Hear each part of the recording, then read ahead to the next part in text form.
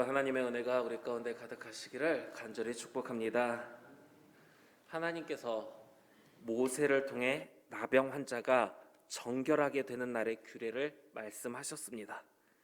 그런데 이 규례대로 행동하기 어려운 사람들이 있습니다. 어떤 사람들일까요? 하나님께서 말씀하셨으면 하나님의 말씀이니까 무조건적으로 지켜야지, 지키지 못할 이유가 어디 있겠습니까?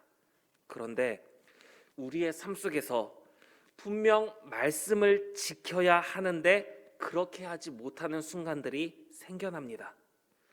그 중에서 이제 욕심 때문에 불순종하는 것은 좀 제외를 시켜놓고, 왜냐하면 그건 문제 있는 행동이니까 이건 제외를 시켜놓고, 하나님의 말씀을 지켜야 하는데 지키지 못하는 것.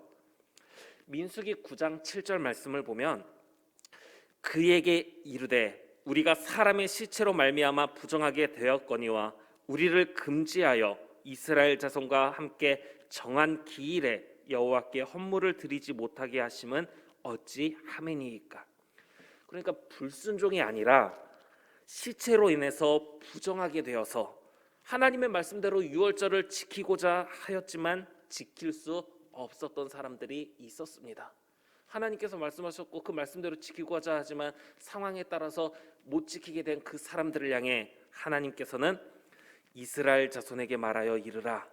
너희나 너희 후손 중에 시체로 말미암아 부정하게 되든지 먼 여행 중에 있다 할지라도 다 여호와 앞에 마땅히 유월절을 지키되 둘째 달 14째 날 해질 때에 그것을 지켜서 유월절 모든 율례대로 지킬 것이니라. 그러니까 원래는 첫째 달 14째 날에 유월절 규례를 지켜야 되는데 둘째 달 14째 날에, 지금 당장 지킬 수 없는 사람들을 향해서 둘째 달 14째 날에 하나님의 말씀을 지킬 수 있는 길을 열어주신 겁니다. 나병 환자로서 규례를 따라 정결하게 되기를 바라는데 그 규례대로 행동하기 어려운 사람들이 있었습니다. 그들은 가난한 사람들이었습니다. 이 사람들이 하나님의 말씀을 지키기 어려운 것은 정결하게 하는 규례에 필요한 것들을 준비해야 하는데 그걸 준비할 만한 형편이 되지 못했기 때문입니다. 정결하게 하는 규례를 위해 어떤 것들을 준비했어야 합니까? 정결한 새 2마리, 백향목, 홍색실과 우슬초, 어린 순양 2마리, 1년 된 흠없는 어린 암양 1마리, 고운 가루르 10분의 3 에바에 기름 섞은 소재물, 기름 할록. 그런데 형편이 어려운 사람들은 이 모든 것들을 준비할 여력이 없습니다.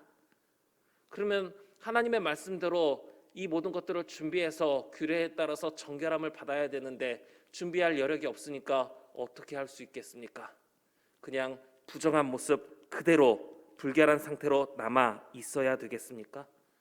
하나님께서는 이들도 정결의 규례를 행할 수 있도록 길을 열어주신 겁니다. 하나님의 말씀대로 행하지 못하는 그런 형편 상황 속에 있는 사람들에게 하나님의 말씀대로 행동할 수 있는 길을 열어주신 건데, 가난해서 정결하게 하는 규례에 필요한 것들을 준비하지 못하는 이들에게는 어린 순양 1마리, 고운 가루 10분의 1 에바에 기름 섞은 것, 기름 할록, 산비둘기 2이나 집비둘기 새끼 2마리를 준비하게 하셨습니다. 사랑하는 우리 계림교회 성도 여러분, 하나님의 말씀을 지키지 못할 상황에 있으십니까? 그 이유가 무엇입니까? 예수님께서 마음은 원이로되 육신이 약하도다 말씀하셨던 것처럼 욕심에, 근심과 걱정에 미혹이 되어 하나님의 말씀을 지키지 못하고 있는 거라면 빨리 돌이켜서 하나님의 말씀에 순종할 수 있기를 바랍니다. 그런데 지금 내가 하나님의 말씀을 지키지 못하는 정말 어쩔 수 없는 상황에 있으십니까? 하나님은 그 상황을 아시고 그 상황에서 하나님의 말씀을 지킬 수 있는 길을 열어주실 것입니다. 만약 내가 이게 못 지키고 있는 게 아니라 지킬 수 있음에도 불구하고 안 지키고 있는 거라면 하나님께서 아무리 다른 길을 열어주시더라도 하나님의 말씀 지키지 않게 될 것입니다. 내가 안 지키는 건지 못 지키는 건지 우리의 모습을 돌아보면서 정말 이거는 못 지킬 수밖에 없는 상황이다라고 생각되신다면 하나님께서 길을 열어주실 때 그 길을 통해서라도 하나님의 말씀 지킬 수 있는 저와 우리 성도님들 될 수 있기를 간절히 바랍니다. 가난해서 정결하게 하는 규례를 지키기 어려운 이들을 위해 하나님께서 주신 말씀을 볼 때 우리 생각에는 가난하니까 작은 거라도 준비하기 어려울 것 같은데 그들에게도 속건제를 위해 어린 양 한 마리, 소제를 위해 고운 가루 10분의 1 에바에 기름 섞은 것, 기름 한 록, 산비둘기나 집비둘기 새끼 2마리를 준비하게 하신 것을 보게 됩니다.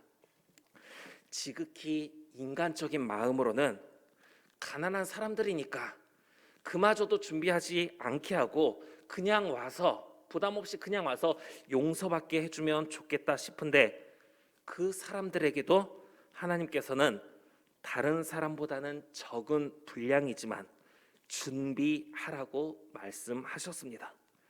우리는 이 부분을 주의 깊게 생각해야 합니다. 간혹 교회를 비난하는 사람들이 있습니다. 그런 사람들이 이런 말을 합니다. 과부의 두렙돈 헌금에 대해 가진 것 전부를 바쳤다고 예수님께서 칭찬을 하셨는데 교회 다니는 사람들은 가난한 사람들이 갖고 있는 그 조금의 것까지 다 긁어 모으려고 그런 이야기들만 한다. 그러니까 전부를 바친 하나님 앞에 드린 그 마음을 보신 그 내용을 그 가난한 사람들의 그 조금 있는 것까지 가져가려고 한다. 그러니까 가난하니까 아무것도 없으면 그냥 와서 용서받게 해주면 될 것을 그 사람들이 뭔가를 더 쥐어짜가지고 낼 수 있게 만든다. 막 이런 식으로 비난하는 경우들도 있습니다. 또 누군가는 그래서 내가 돈 없어서 교회 못 간다. 헌금해야 되는데 헌금할 돈이 없어서 교회를 갈 수가 없다. 이렇게 이야기하기도 합니다. 고린도후서 8장 12절 말씀을 보면 할 마음만 있으면 있는 대로 받으실 터이요 없는 것은 받지 아니하시리라 말씀하고 있습니다. 내가 하나님께 드릴 것이 없습니까? 하나님은 아시고 받지 않으실 겁니다. 그런데 내가 드릴 게 없는 것이 무엇 때문입니까? 아브라함이 하나님께 하소연하듯이 하나님께서 아브라함에게 내가 너희 후손에게 복을 주겠다. 근데 아브라함은 후손이 없었기 때문에 하나님께 이렇게 이야기했죠. 주께서 내게 씨를 주지 아니하셨으니 내 집에서 길린 자가 내 상속자가 될 것이니이다. 하나님께서 주지 않았기 때문에 저는 후손이 없어서 후손이 받는 복을 받을 수 없습니다. 말하는 것처럼 하나님께서 주지 않으셨기 때문에 내가 지금 가진 게 없어서 하나님께 드릴 게 없습니다. 이런 상황이겠습니까? 아니면 내가 하나님께 드릴 게 있기는 있었는데 내 필요, 내 삶에 소용되는 대로 써야 될 것들을 다 제하고 나다 보니까 먼저 나에게 필요한 내가 하고 싶은 그런 모든 것들을 다 제하고 나다 보니까 이제는 하나님을 위해 쓸 것이 남아있지 않게 된 것입니까? 하나님의 말씀을 지킨다는 것, 말씀을 보기 위해 또 듣기 위해 시간을 써야 하고 그 말씀대로 살기 위해 수고와 헌신이 뒤따릅니다. 그리고 하다 보면 많은 것들을 또 사용해야 되기도 합니다. 하나님의 말씀은 벼룩의 간까지 내어가려는 것이 아니라 정결하게 만드시는 하나님의 은혜 앞에 죽을 수밖에 없는 죄인이 받게 된 대속의 은혜 앞에 어떤 모습으로 서야 하는지를 말씀해 주시는 것입니다.